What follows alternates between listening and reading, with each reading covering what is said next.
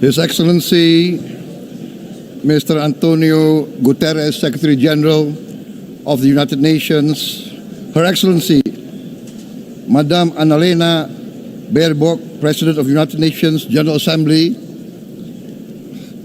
His Excellency Mr. Moses Abelian, Under-Secretary General for General Assembly and Management, Excellencies, Heads of States, Heads of Governments, distinguished delegates, ladies and gentlemen. It is indeed a great honor for me to stand in this august General Assembly Hall among leaders and representatives who represent almost all of humanity. We differ in race, religion, and nationality, yet we gather together today as one human family. We are here first and foremost as fellow human beings, each created equal, endowed with unalienable rights to life, liberty, and the pursuit of happiness. The words of the United Nations Declaration of Independence have inspired democratic movements across continents, including the French Revolution, the Russian Revolution, the Mexican Revolution, the Chinese Revolution, and Indonesia's own struggle and journey to freedom.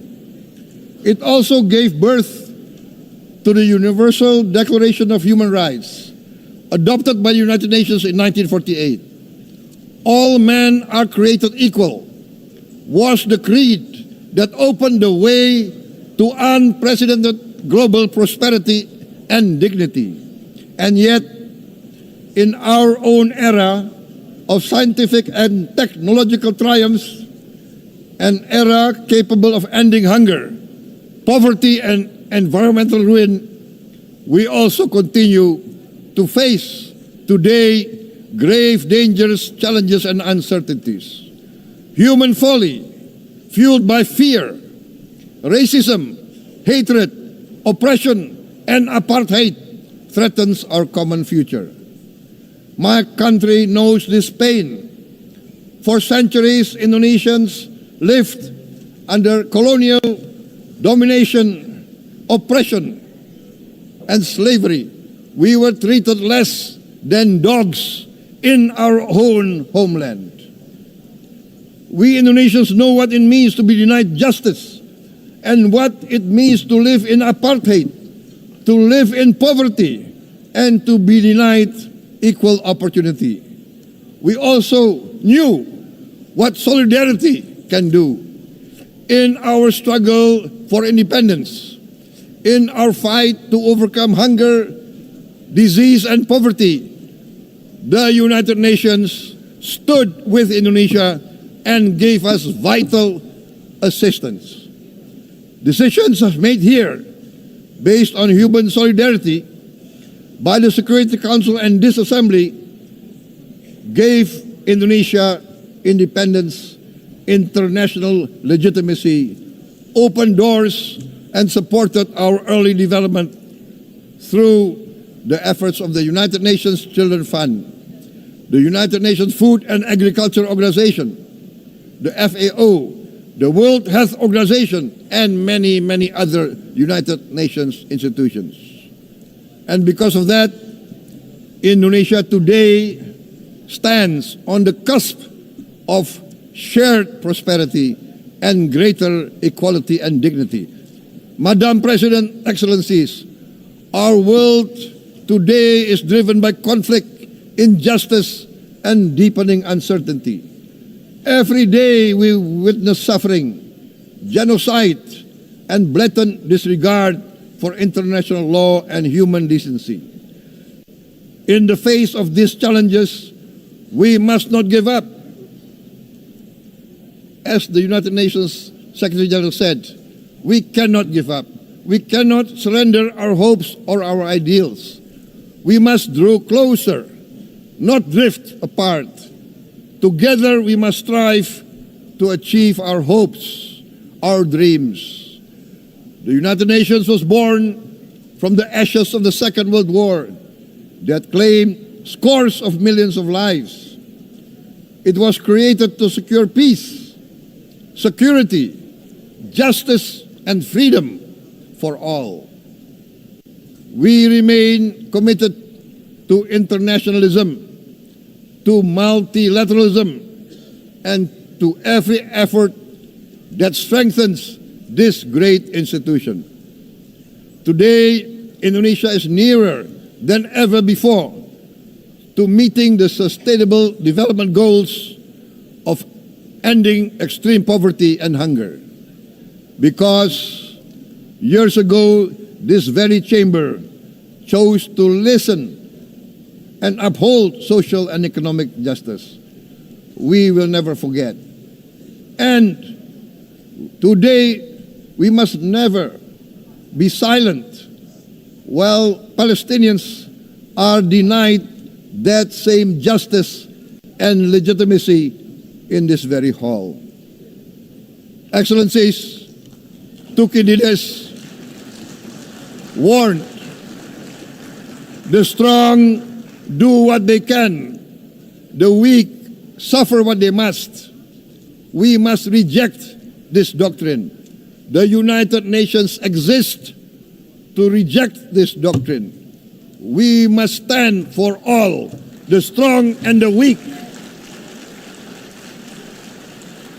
Might cannot be right.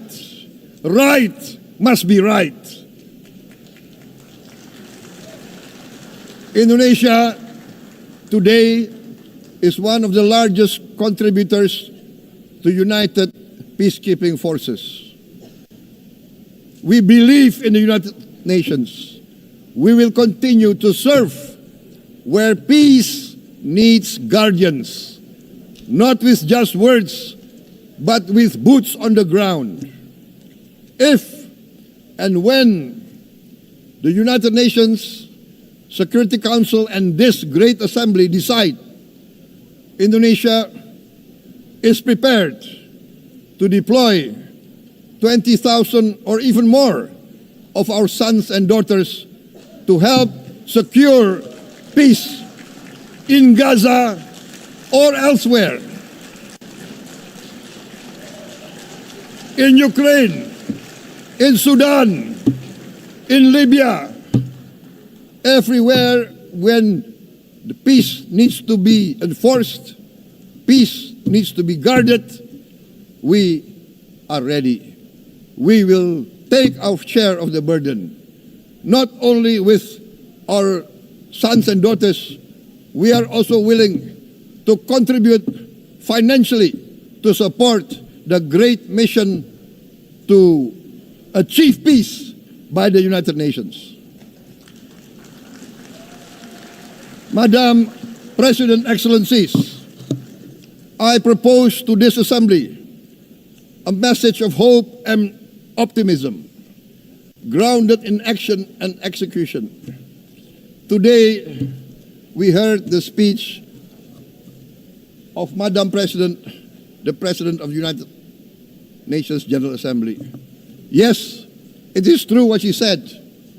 Without the International Civil Aviation Organization, will we be here today? Will we sit in this great hall? Without the United Nations, we cannot be safe. No country can feel secure.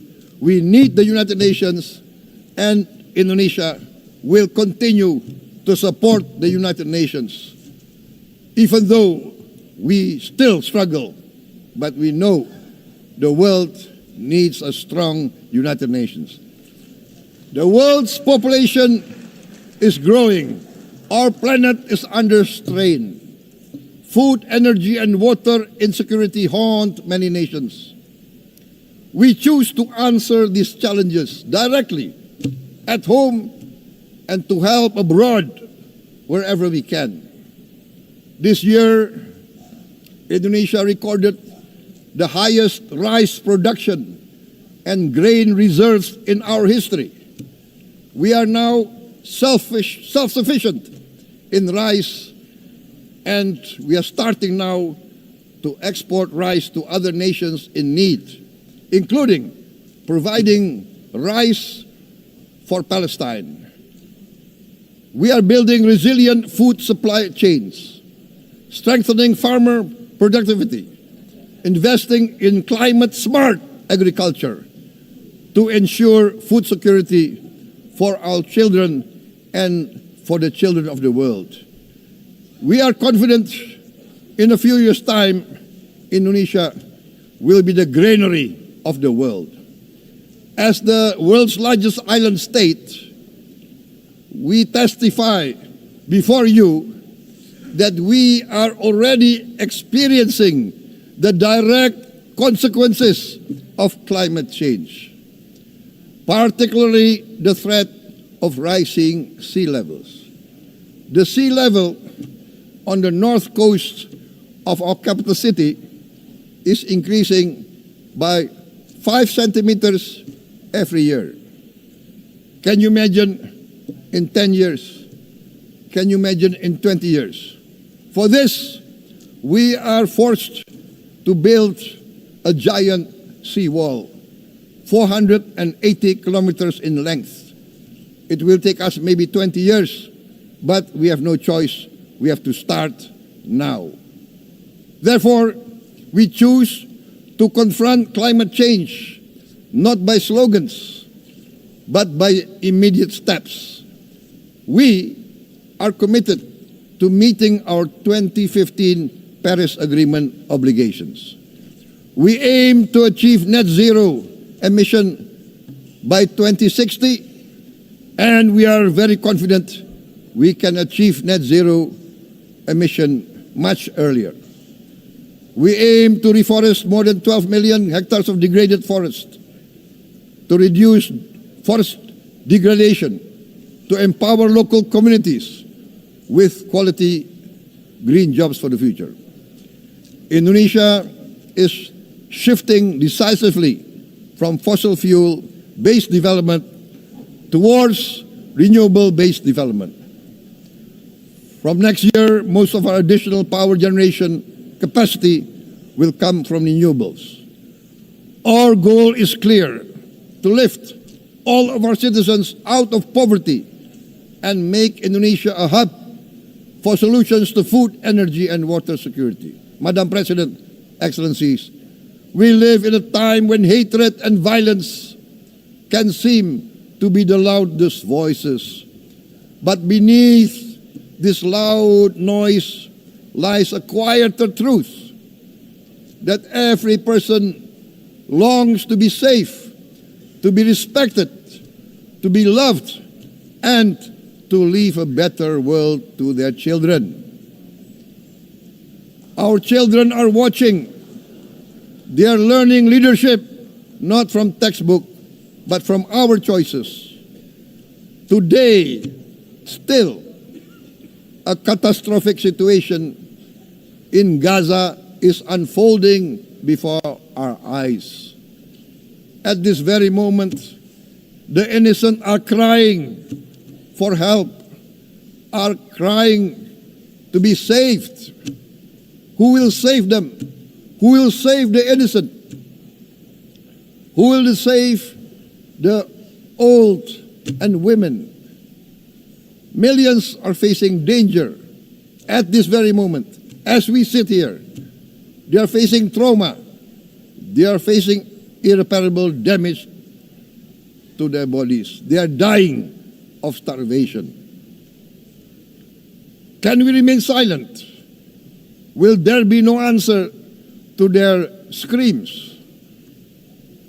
Will we teach them that the human family can rise to the challenge? Madam President,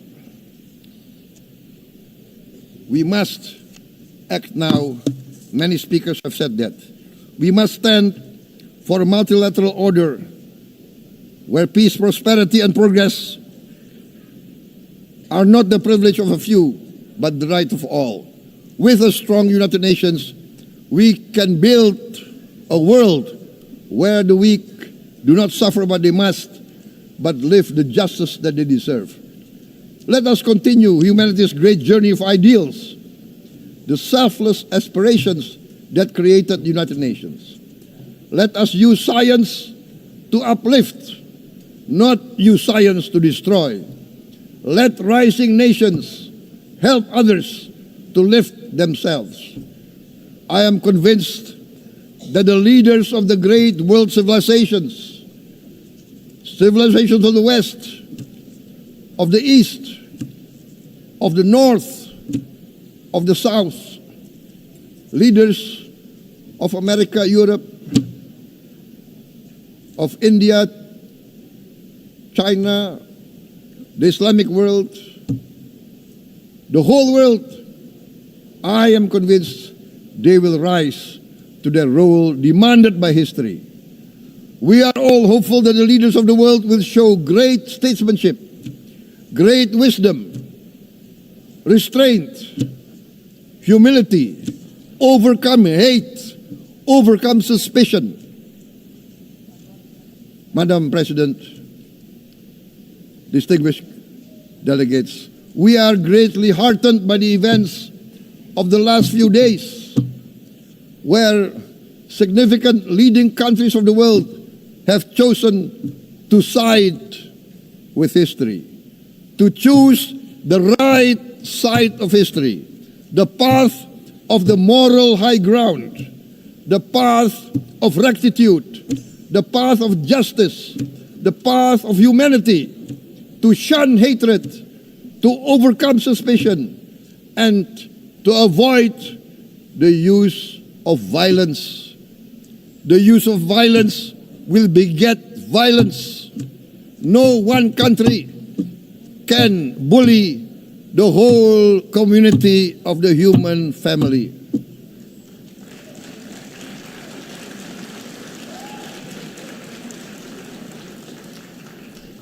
We may be weak individually, but the sense of oppression, the sense of injustice has proven in the history of mankind that this sense of injustice, this sense of oppression will unite into a strong force that will overcome this oppression, that will overcome this injustice. To close, I would like to reiterate again Indonesia's complete support for the two-state solution in Palestine.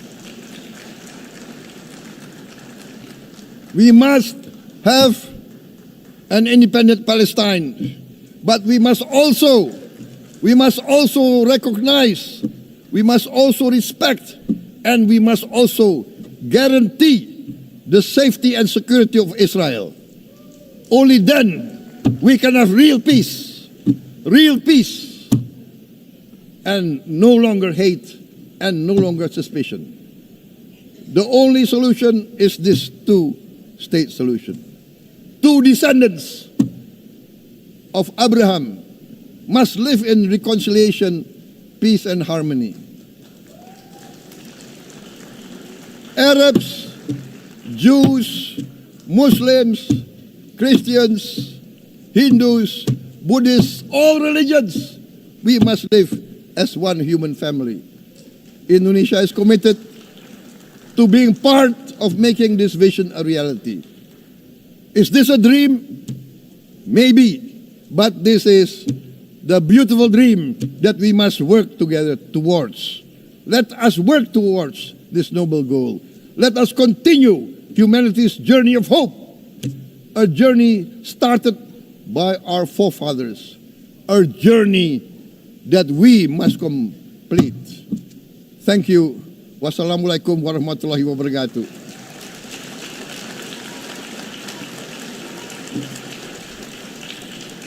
Shalom. Om Santi, Santi, Santi Om. Namo Buddhaya. Thank you very much. May God bless us all. May peace be upon us. Thank you very much. Thank you. On behalf of the Assembly, I wish to thank the President